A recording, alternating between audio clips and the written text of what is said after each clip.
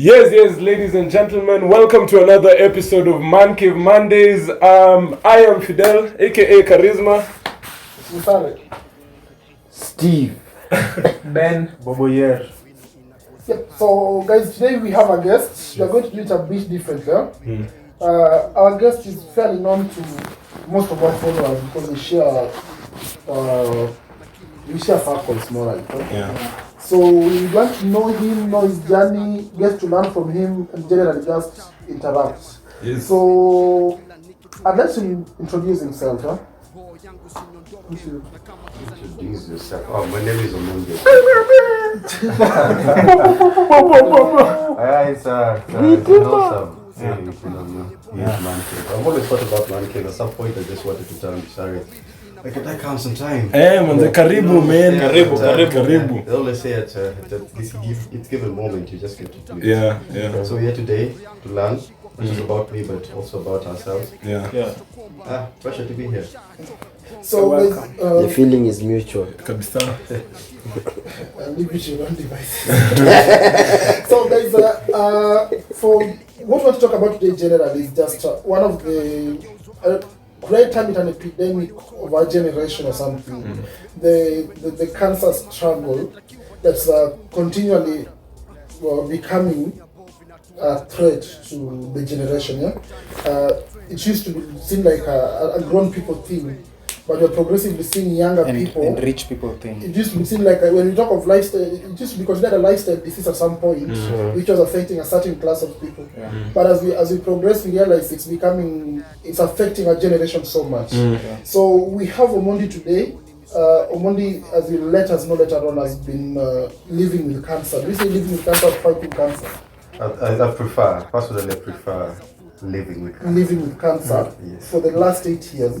So our start point should be to ask Omondi to tell us about his cancer, what type, the diagnosis, then we can pick from there. I was diagnosed with cancer of the liver. It's called hepatocellular carcinoma. It's one of the most common liver cancers.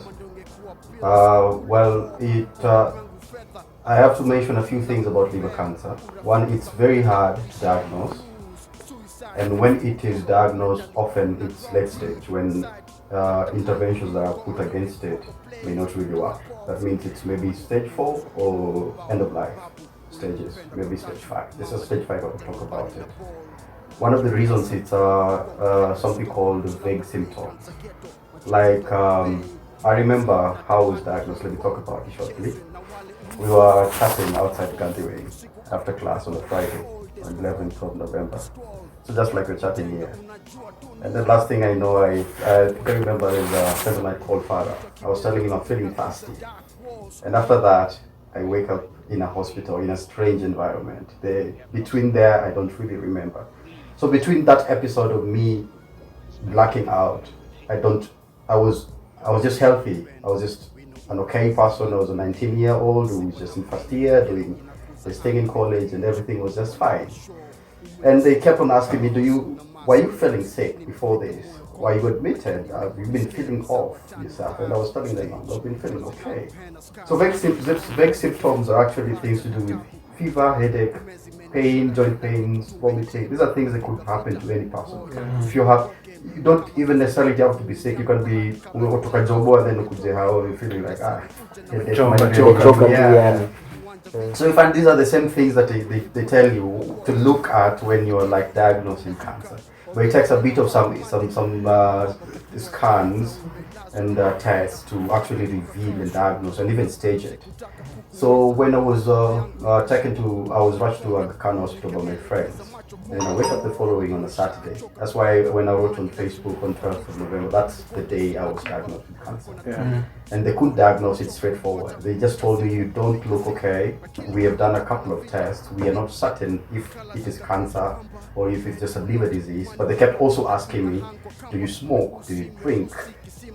Because they want to rule out a few issues.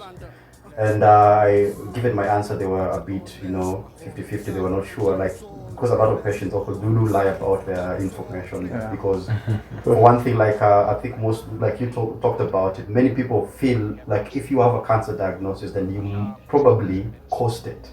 Either you're drinking excessively, it's your fault, or you're eating kachumbari zile roiko. And then you find out recent studies and recent research and recent cases that are coming up, it doesn't actually point towards lifestyle much. Lifestyle is a huge contributor, yes, but it doesn't follow that suit.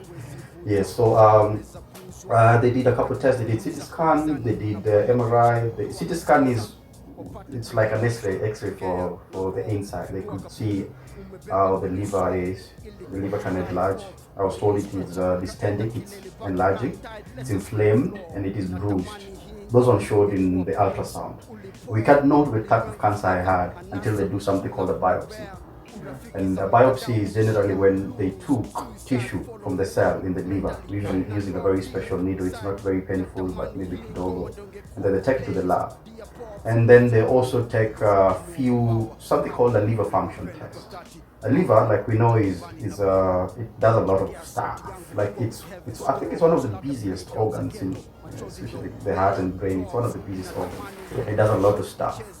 And it's also what is called tumor markers. Like they could take a simple blood test, separate the blood, and then maybe check the profiling, proteins, and all that. There's also something called alpha ferroprotein. It's very important when diagnosing liver cancer. For somebody who is not pregnant and it's a male, if the units are above 400, it means there could be something wrong with your liver. And mine was basically more than that. It was around 460 something. Now, if it is more and you're a female, it means maybe you're pregnant. Yes. So they did that, and they told me, I remember when they told me, you don't look good and your liver is distending and it's inflamed, and the ultrasound is showing that you probably have a very bad infection. A blood infection could cause the liver to actually scar. So I felt something was wrong, and I was like, just give me the damn news. I mean, it can't be that, it can't be good. So I was like, we can't be sure, because doctors don't always want to be, the bearers of bad news. Yeah. Also breaking that news is very tough. So I think they went back with this team, and they told me some of the results are coming in the afternoon. That was around 10 a.m. on Saturday. And when the results come in, I think we'll be able to tell you for certain what really is the case. Yes. So at this point, you said it's a fairly hard to diagnose cancer. So I don't know how to call it. So was it luck on your end, or how do I put it? At what stage was yours detected? It was stage 2, and that was a lucky punch, because, like I told you, sometimes I always feel like it was my luck. Because I imagine if I had just gone through my life, maybe treating some other thing, which happens for most cases, and I would get it at stage 4. That means I would really have very slim chances. And there's another statistic about liver. I don't like talking about statistics because they annoy me. I'm a statistician. I'm a math person.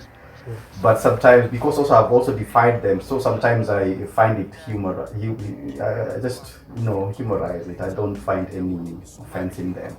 Liver cancer, from stage 1 to stage 4 or 5, the survival rate in between a period of maybe say 0 to 5 years, the survival rate could be 28%. Now if you progress, it could drop to a decline of maybe 7%. So you can imagine now surviving it is very hard. And also, since blood flows through the liver a lot to other places or from other places, it means that cancer that started as primary liver cancer, there are also 2 things that I should talk about. There is primary liver cancer, then the secondary. Primary liver cancer is one that actually originates in the site, the liver. Secondary, it could come from another place and then it spreads to the liver. In both cases, you find that if you have liver cancer, the metastasis can really happen very fast, spreading because of blood. And it could also, most cases, any type of cancer has potential places it could spread to. For liver, mostly it's the bone and the lung. It's very hard to find it spreading to other distant sites. Yes, I'll talk about that later on. So it's been 8 years for you, yeah? Yes. I wanted to ask now, what the question I would really like to ask that, like now, what's a typical day for you when you're out of hospital or before? And having it in mind that this came as a shocker to you, and I realized the physical disability But what are some of the lifestyle changes that you've had to undergo? What has become different from when you were just the normal 19-year-old student to what you have to do now? Are there things you love to do then that you cannot do now? Are there things that you didn't do then that you've now picked now? First of all, we have to talk about perspective. Life is basically a lot about perspective. And the thing they say about perspective, it takes a lot of time to actually change it. People say, I always tell people, it's a very common thing. People tell me, why can't you change work? Change is one of the hardest things to do, actually.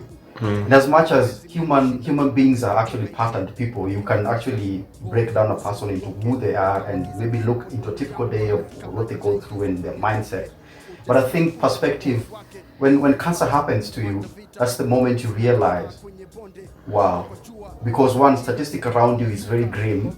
So the first instinct is about death. And if the instinct of death comes into you, you feel like you ask yourself the basic question, how long do I have to fight this? Or how long am I going to be here? And then the other thing is, what will be the interruptions my life will be going through? When it came to me in 2011, it actually sort of like stopped my momentum, and I just started to like sit back for a while and then think about my life. I had a future I'd planned. At my first year, I'd already gotten a scholarship at Iowa University. I'd already started, and I imagined myself after 4 years, I'm enrolling for my master's. I wanted to do my PhD by age 27. So you see, that is something that has actually been put to a stop, or it is actually inhibited for a moment. You can't think about your future as far as you would have when you were just a normal person going through life. So I think the interruption is one of the things that many people go through when they have a diagnosis. That interruption sort of reminds you of how fickle life is, and it reminds you to actually put your things in order, which is one of the hardest things to do as a human being, because human beings, we love patterns. We love, you're born, struggle, crawl, go to school, college, marry, find love of your life, maybe job work, and then be something, a career or something. But when that happens, it means that thought process is interrupted. So I think it was a really hard thing for me, because school was important to me, and the life was also important to me, because I couldn't school if my life is under siege, you know. So I'm here, my ass is smoked up, and I'm wondering now, where do we take this? And by this time, I don't have a diagnosis yet. It's still not in the afternoon. It is just this wild thoughts of my life fighting each other. And so you've been given the possibility, exactly. You are actually anticipating it. It's something also called anticipatory grief. Have you ever had someone who is sick, or like let's say a relationship, you know, things are in the rock, you know it's going to end. So you're like anticipating a breakup. It's always not a very good moment to deal. Yeah, so I have all these wild thoughts. Another thing I also have to talk about is a year, not even a year, 10 months before my diagnosis, I lost my girlfriend. She had sickle cell. Like we know, sickle cell is very closely related to cancer. And I also lost a baby. One of her twins, she had twins. And one of them was stillborn. So I had just a baby who was in the incubator. I was 17 at that point. And it was really tough, because I'm a very quiet person. Very few people knew in my life. So I was handling all this grief. I went to college with it, with very few knowing it. What are the timelines for the? That was 2010. Yes. No, between losing the child and I lost the child on 15th of February, 2010. After 5 months, I lost my girlfriend. Then 2011. Then a year later, you get diagnosed. So you can imagine there was a lot of death thoughts on my head. Like, wow, these wild cards. How do you deal with that? You know. But sufficiently enough, I'm one person who I have a very strong fortitude, like self-fortitude. So I always find myself processing things first before actually telling even my friend or my grandma, who is like really my closest person. Yeah, so typically in a day without a hospital, one thing I really struggle with sleeping is, I don't want to call it insomnia. Everybody is always calling things like that insomnia, but I don't want to call it that. So what I do is I find ways to calm my spirit, because you can imagine you're sleepless, you have pain. I'll talk about chronic pain later on. Chronic pain is a very essential part of my life. It's like on and off. but pain is like always featuring in my life. And then you're also thinking about how to survive outside your illness, and you're imagining always this sort of this back and forth of trying to come out of your illness, like at least for one day or for some few moments, be something separate from my cancer. So I try to do that. I try to meditate. Mostly I read a lot and write a lot. I also paint, especially into the night, and I also find myself sleeping. Typically, I always sleep between 2 and 4 because at 4 I have to wake up and read. I have to wake up and do my meditation. This actually helps me into setting into the day, because if you prepare your thoughts, I find myself, if I prepare my thoughts, I'm able not to control them. I'm able to actually embrace them by processing them. Because I realized one thing when I was processing my grief, I was also processing my cancer, but cancer never told me, we can put this on hold, you can put school on hold, you can put this aspect of your life on hold. All those things were still happening to you. So all these things can actually overwhelm you, and that is what I always want to avoid before day breaks. I want to go into the day with, even if it's painful, or even if I'm having pain or I'm really sick, there's something called a flare. A flare is when like you're sick. As cancer, it's very hard to say. Like if you ask me, how do you feel? How does cancer feel?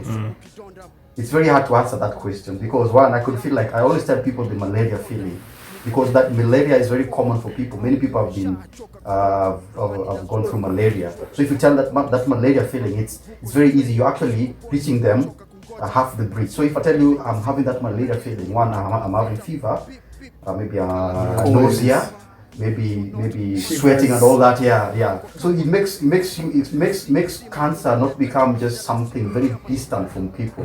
I'm actually bringing them close to what I'm going through and telling them this is something that actually can happen every other day. So after that, I like to make uji. I'm a uji person. I don't take tea. I also clean a lot, because I don't know, just like an organized place. So I arrange my small room. I live in a very small room. And then I have to look at what I have to do over the day, like through the day.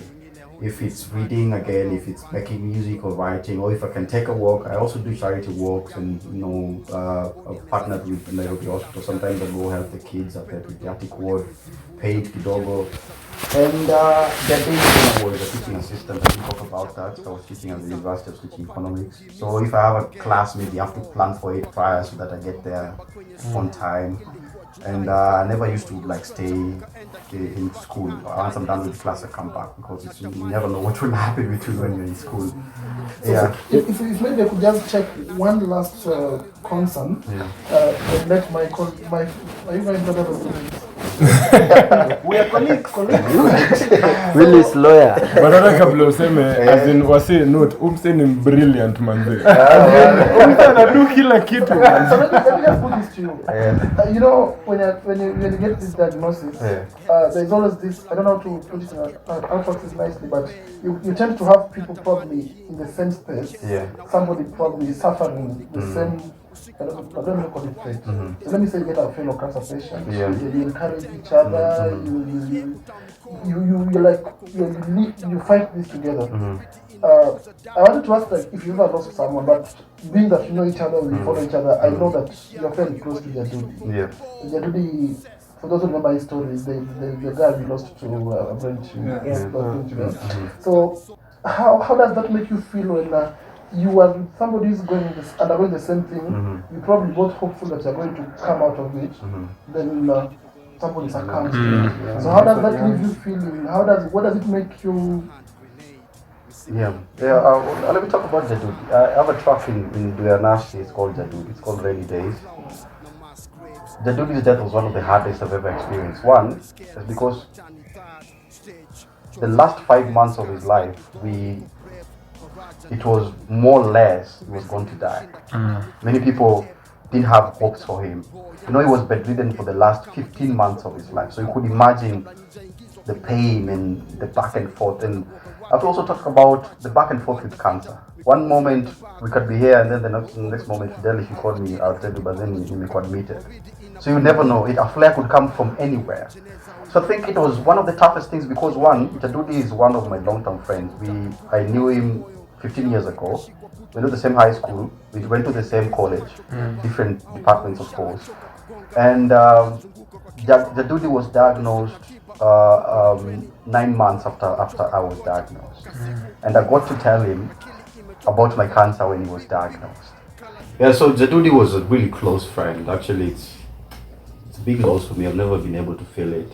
And the other thing is, when Jadudi passed on, we had been struggling for a while. He left a trailblazing debt of close to 10 million. You can imagine. And this guy was just amazing. He had 7 knives to his head. I've never seen anybody who is stronger like that. Because you can imagine, the skull has one of the highest pressure points in the body. It hit a point where the skull was really weak. So they had to put like a titanium plate on it to and he really fought it. I remember one time when Jeff was asking him, do you think about death? And Jeff asked me the same question, because for me, I really thought about it all the time. And I think also we are different people. Jadudi was very bubbly and outspoken and happy. He was a happy soul. Me, I was melancholic. You could always see it in my writing. I think it's also partly what I've been through, and also I really keep a lot inside. So his death sort of really hit me so bad. As much as at some point, the last 5 months when he came back into Kenya from India and we took him to ICU and HDU in KNH, I was going there every day in the morning and in the afternoon, because I live close to KNH. It was tough. You could imagine your friend is laying there, huwezi mwongelesha, and the only thing anaweza kushow is a tear. Not because he was sad, I didn't know what that tear meant. Sometimes he was happy. Maybe if he jammed a few Tupac songs and, a few Papa Wemba songs and all that. Things he liked or jams he liked, he would smile. But he couldn't talk to me. He couldn't tell me, bro, no, that's a lot of pain that is actually very, very usual, very, very common with cancer. You could ask me, bro, or there's a pain I cannot touch. As there's this thing I was telling somebody who was asking me, why do you write so painful stuff? Because sometimes I want to see how my pain looks like. That's why I write it out, I put it out in ink and I look at it and maybe I heal from it in a way. So Jadudi was one of the people I lost. And there was a friend of mine, a young boy who was 10 years old. I was wondering why does a 10-year-old deserve such a death? And for him also it was very hard, because the day his biopsy result came, that is the day he died. All these 3 months previously, the mother had been struggling to go to hospitals and they would find nothing, zero. When the cancer result came in, it was stage 4 lymphoma. So you can imagine what wasn't done right before that. So those are questions that happen when somebody close to you is battling cancer. You also imagine, am I going to be next when they die? Yeah, and I wanted to ask on that note, because you said Jadudi was diagnosed after you. Yes. And I can imagine, I'm just thinking, I'm looking at it from a perspective, I'm thinking it's me and this person was diagnosed after me. That's a thing that's in my head. Now I got it before him and now I'm seeing him suffering like this. Yeah, there's also another thing I have to talk about. It's called survivor's guilt. I feel it because I'm what is the word? I'm questioning, am I special than people who've died and they probably had better chances than me? Is my 8 years worth than these people who had maybe a month or a few weeks or even a day? So sometimes it feels like maybe I'm not that important. My story is not that important. But then comparing these things, sometimes it just gets split. But I think the best thing for me, for people who have died who are closer to me, including Jadudi, is just, I think they would love for me to share my story and also inspire people like they did. So that is exactly what I'm trying to do at the moment in honor of the memory. Yeah. So just one last one, February to Steve. Going just to give a small comparison to the thing. Personally, I think the one comment I've ever made is that I don't like talking about cancer. Because when I was in first year, I lost a 3-year-old cousin to stage 5 liver cancer. Sorry. At Moi referral. So we had putting out of life support and everything, and just watching my struggle till they taking a last breath and dying. Has it at some point occurred to your life? Remember, this is something I said and some people thought it was insensitive in a way. Has it at some point occurred to you, like when you're now looking at the Jadudi helpless for the last 5 months, is there a point you've ever said that death is a better option than the pain? Yeah, I think at the moment it's a prominent thought in my head.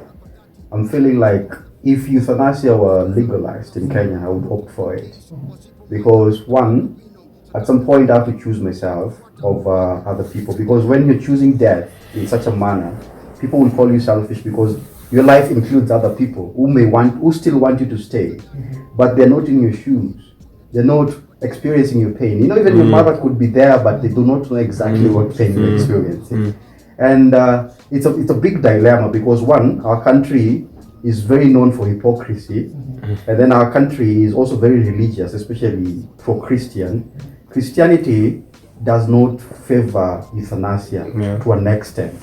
And then three, it's very hard to know. For example, me today, I look very okay, but maybe scans could say another thing. All right, so it's very hard to know at what point do you make that decision. And then the other thing is, for example, like Ken, of course, or your cousin, who gets to make that decision? It's a very heavy one because if you make it, I remember when Jadudi came in, I also would just maybe bring him in a bit.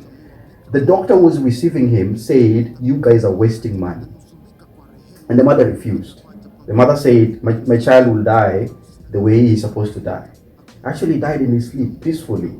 But you can question, was it worth it? Was it worth the pain that he experienced during that period when maybe they could have let him go?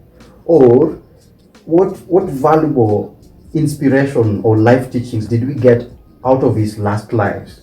You know, let's say we could just maybe split it into 10 months, the last 10 months of his lives. So these things are big. You realize life is sort of maybe a big paradox. And I think at the end of the day, for such a thing to happen, you need one, people who are close to you, they need to be a part of that decision. You need to bring them closer. Like I told you, if I want to make it and it was legalized in Kenya, I would bring people, my friends, I would call you like this, would have tea, and I would prepare you on a journey. It's also something that happens in what is called palliative care. Palliative care is the care given to people who are there is no any treatment option available for them. Theirs is to just give them comfort, give them love, also let them have their affairs in order and all that. So it's also a very heavy one. You might be prepared, like I am always ready for death since my diagnosis. But my people, are you, my friends, ready for me dying? I don't think you might be. I don't think the answer is a simple yes or no either. So at one point you could say, hey, by the way, Ochuka, by the way, but you're gonna for rest too. This thing should just leave you alone. And at some point you're like, no, man, you keep fighting, man. This thing could change. So it's never a simple answer. And these are the things that should start a conversation in Kenya. Because I think our medical fraternity needs a lot of laws and not a lot of not just laws written on paper, but a lot of shift in how we think as a nation. Yeah. Do you feel like it's a very foreign concept? Yes, it is to the general Kenyan society? Because I think most of the questions we are asking, we are genuinely asking them, and it's not because we are not well-read people. Yeah. It's just because growing up, the way growing up you would be told this is what to avoid when discussing a certain disease. We've never really been told that about cancer. So do you feel... Before he answers, I feel like what he said before is actually what resonates with me, in that it is just a Christian concept that there is a way you're supposed to die, and there is a way you're supposed to be, and there is some sanctity of life regardless of what I'm not even discussing euthanasia. I'm just talking about how we look at cancer as Kenyans. The reason why we would not empathize with his argument of perhaps the pain is too much, I have a right to say when it has to stop, is because it's perhaps a concept we've never really wrapped our heads around. I genuinely think that the difference, as you said, is the one thing that's really fundamental is no one really knows the pain that you're going through. You see, it's only a person who's going through cancer who can actually think about that thing in an objective way, because he's actually feeling the pain. You see, when I speak, I'm speaking from a point of Fidel vile na feel tu vile wewe unafaa, as in si understand situation yako, sijui vile unasema vile mimi nakuona, sijui kama unaumia hata at the moment. And I usually agree with that, sababu when it comes to deciding on that, it's based on your personal experience. Exactly. Sababu if you go to the army and there is a war and someone is almost at the verge of death, they're given a mercy killing. If you go say to the village and someone is maybe sick to some point where they cannot sustain themselves, maybe the medicine man there will say, it's my treatment here is done, this person we can just pray for them and until and they just go, to make it closer to our generation, there are people who love cats and dogs and everything. Why is it so easier when you go to a vet and probably put it your down. pet is in so much pain? We We treat our pets so well, such that to go through the pain. We don't even think twice about the decision. You say Yeah, let do it your rest. stuff. But I think we are all in Yeah. agreement in that when it happens to you Can we hear or doctor someone that something you really before care you about, the perspective will be different. Before I want to say something But before you but cry. but before you go to Bob, before you go to Bob, I think there's a just statement. because I've never Hata mimi sat mimi. with anyone mwenye akona cancer. Me too. Yeah. You just use- I followed Jadudi on Facebook mpaka when he died, and of course it was, and I think he's already talked about it because I wanted to ask him kama Jadudi. You saw us, what we knew about Jadudi is we just knew it from Biko, yeah, and probably maybe the scandal with Zawadi Nyong'o and all those people. And his death was still so sad for us, yeah. And now I was just trying to imagine, like, for him, and because I know they were really good friends. So this is the first time, I'm actually interacting with someone. Maybe, honestly, I've never sat down with anyone battling cancer or fighting cancer. So yeah, so Stalia, I'll compose myself. Even as you go back to Njugush asking these questions, I wanted to take us back into what you said. Why these things at times they become so subjective. Because like when I look at Ochuka this way, he'll tell me he has the pain. Yeah, I might not resonate. I would not even be happy to hear him saying that to him he has always been open to the idea of euthanasia. Now I try to compare it. There's a word I used to when I lived in Kenyatta for a while. So once in a while I take a walk. I think it's called word 1E. Where we have those orthopedic word. No, it's the cancer word for the children. For the children, yes. Okay, yeah. So I look at Ochuka in this in this body. Like we sit here, we talk all these things men talk about before we started shooting, all the jokes we were making, and you see him smiling and happy. Yeah. So I would not be okay with him thinking about euthanasia. But then I pictured back my head, my 3-year-old cousin, lying there, like you can see from their expression they are in pain. They can't express it in any way. They can't say what they're feeling, but you can see they're in pain. And you've clearly been told, that there is no other treatment option. You see, when at times you feel like that decision would be easier to make, than in other cases. Yeah, than in other cases. Yeah, that's very true, because one, you have to look also at the circumstances. There are times, like in 2012, I survived 2 comas. One was 43 days and the other was 2 weeks. So that point, actually, I was really sick. You would see, there's a point when cancer starts to manifest itself. Right now, I can say I'm really good. Sometimes I always don't even think I'm sick. But at that point I was sick, I was vegetative, I was stuck. Hey, Manze, I'm so sorry guys. Hata mimi sijui stuff kabisa. So ukiwa kwa coma, basically yani you are half dead. What do you remember ukiamka if you did not dream? Nothing. You sleep. So for 43 days, I don't have. You don't have I don't have a memory. It's a blank canvas. So when you woke up, you remember.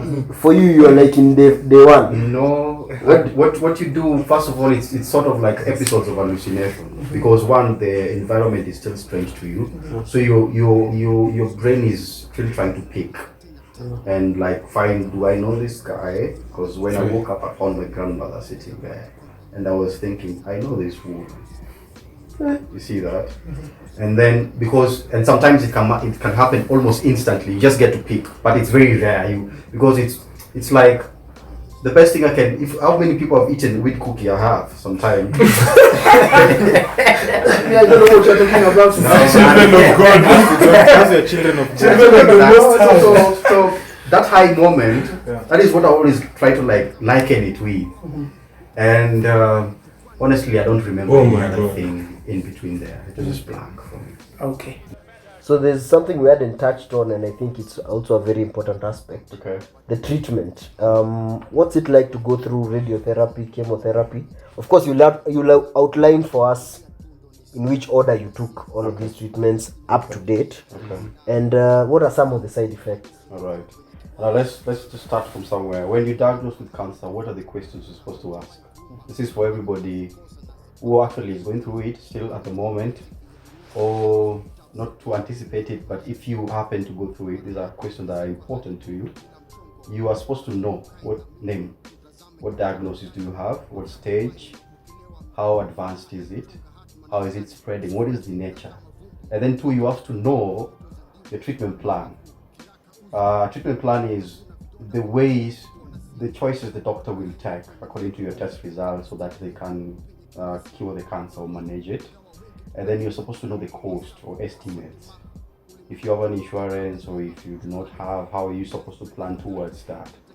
And then you can also look at what tests and scans will be done to you. Some of them are painful, some of them are not. What will happen during that moment? And then you can also look in terms of aspects of your life, your work and productivity. You can also look at how it will affect your sex. Sex is very important for life. I think so. And then if it's a child, you could also look at how they will get integrated back into their friends, their schooling and all that. If it will stop for some moment. If you're employed, maybe you want to talk to your employer about it. See if you can manage a deal, a compromise, because there are days you cannot go to work, there are days you cannot go to school. And then also side effects of your treatment or side effects of your cancer generally. So these are very key questions you're supposed to ask. Anytime you go for clinics, they're very important. They could guide you in terms of navigating. Now back to it, you asked about the treatment plan. When I was diagnosed with cancer, there's one thing that happened. HCC, hepatocellular carcinoma, is one, it's not very responsive towards chemo. But the reason why we opted for chemotherapy is one, it was inoperable. An inoperable cancer means you cannot actively have surgery on it. Otherwise, it will be lethal because one, of overbleeding, or it could actually trigger the metastasis, the spreading. And then also another thing that could render surgery not permissive is one, if you have a cirrhotic liver cancer. Cirrhotic liver cancer means it was caused by cirrhosis. Cirrhosis is a liver disease. So if you have cirrhosis has a tendency of spreading tumors all throughout the liver. So you can imagine, that means you either have to have a transplant, which is removing the liver and finding a donor and replacing it. But if you had a hepatocellular like mine, which was non-cirrhotic, I didn't have any liver disease, it means I could opt for resection. Resection is cutting that part of the liver that is affected and it will grow back. Like there's a Greek myth about Prometheus that, he went and stole something on Mount Olympus, and then he was charged. So the ego was, pecking on its liver and to grow back. That's how the Greek knew it would. The liver always grows back. That's just by the way. So I had chemo. The reason why we opted for chemo was supposed to shrink my tumor to a certain extent. Up to that point, when my cancer was diagnosed, the tumor was about 5 to 6 centimeters huge. So if it shrunk kidogo and left the bottom vein, it means we could cut that part. But if it was big as it was when it was diagnosed, if we cut it, it would be fatal. So we had to do rounds of chemo and radiotherapy and pills also in the mix. Now what is a chemo? Well, for liver cancer, another thing, liver cancer, you don't do the chemo they do often. It's very rare, especially at diagnosis. They put a catheter directly to the liver. But chemo generally is just like, how many people have donated blood or Omondi Ochuka? It's just the same thing, IV into your veins and it goes into the sides. So I had that. So for a long time we were struggling with chemo radio so that it could shrink the tumor, and then we could actually look at a possibility of a surgery. And that took close to about 2.5 years. It was a really tough time because chemo has side effects. When you're going through it or when you're having the treatment, it's just an IV. But after that, the effects are bad. It's nausea, diarrhea, constipation, all this bad thing. Your hair falls. I remember one time when I was in 11 and I went to the shower and you do this, and like right now, I don't have hair. So you do this and the hair is out all of it. You get scared, like, what the fuck am I dying and I'm seeing? Because when your hair falls, it's like, part of you is dying. So it's scary. And then the usual things are mostly about the nausea and not being able to keep food. Like you were asking me why I was eating afterwards. Because if I force it will come out. So I always eat over spread my eating. Take small bits over a period of time. And then also the other thing is also radiotherapy is just basically very simple. It's just a machine like the ones they do for MRI. Yeah, you just lay there and then they target it. You could put some cover on your head or on the place, and then they target the laser beams to it. That's just basically radiotherapy. It's basically painless, but it could have effects. Like for people who have something called Hodgkin's lymphoma, it could have side effects on your hearing. It could have effects on your memory. Something called chemobrain as well. You could lose memory. Just basic thinking. Like I would not remember where my phone is, or would pee on myself, incontinence, because you cannot control your body as much as you would want to. So those are the things that happen when you're going through treatment. So that is what I did between 2011 and 2014. After that, the cancer started spreading. It went to the brain and into the bones. And after that point, we have to re-evaluate. We have to, check what do we do different that we've done before. And among them was brachytherapy. At that point, I don't think brachytherapy was in Kenya. Brachytherapy is also very simple. I'll break it down a bit. It's like they have some tumcheles, they are radioactive things. So to do it, since my cancer was inoperable, you can't directly operate on it. What they did, they drilled some hole on my thigh, and then they put a catheter. Catheter is basically a tube, and then they send the seeding into the site. Known to me as some camera to monitor. So I could do it. That is something I did in India in 2016 because it was not available here. And then also stem cell transplant is still not very feasible in Kenya. Anybody doing it in Kenya, I don't think that's a huge risk. So India was a good option for that. And then we also have other ways of treating liver cancer, like embolization, which means liver. One thing about tumors feed on nutrients. So embolization is just like cutting the blood supply into the tumor. It means the blood will find its way of using other vessels, but not to the portal vein where my tumor was. So they wanakanyageo blood flow isiende kwa tumor, and then it kills it. Because without nutrients and oxygen, the cells cannot multiply. Yeah, and then there are others that maybe you could go and just research. Everybody watching could go and research. They are a bit future and ultra modern. Most of them are not available in Kenya. Midnight come to life at noons. Would you still love me if any day I could be boxed in the wood? I know how to pray, so I scribble another pain on my rhyme book. I write till I hear angels cry out on the roof. So many poems still stuck in a body. I knew it's strange how time didn't heal my wounds. Scholar from my mama's womb, warrior since grandma survived with us. Am I self-imprisoned with these bars? No flashy truck on the billboard. Friends don't stay long when they realize you stuck. They go, the world is not our home. I wonder where we all go when the chips are down. But when I put pen to the paper, I heal once more. How could I know when I spill my soul to scribe? I'm bleeding sorrow, I'm broken, faithless, horrified and terrified of the process. What's the meaning of these deaths I talk of every day? My scars play orchestra before I'm gone. I'm writing all this letter. I seal this verse with some holy temper. Peel graphite out of pencils, call me woodpecker. Old scars, new wounds, the clocks rewind time after time. I use pain as an instrument. I walk on broken escalators of my DNA. I walk by faith and never by sight. They give me time, so I'm in the pen, reversing errors with unmatched grace. And though the future goes astray with every thought that comes next.